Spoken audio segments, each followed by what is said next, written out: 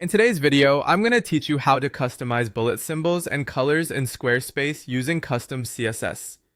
To get started, open Chrome and head to your Squarespace website dashboard.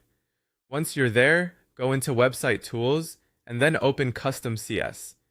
This is the area where you can add styling changes that affect how elements appear on your site without changing the actual text content itself. If your goal is to make your bullet points stand out more or better match your brand style, this is a simple and effective way to do it.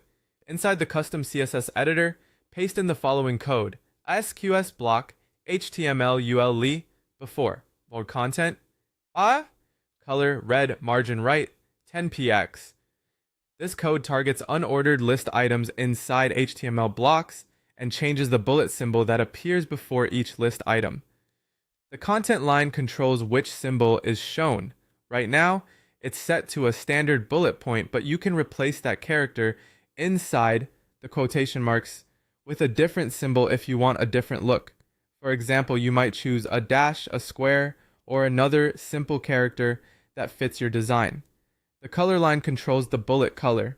In this example, it's set to red, but you can replace that with another color name or a hex color value inside the quotation marks area for your preferred styling.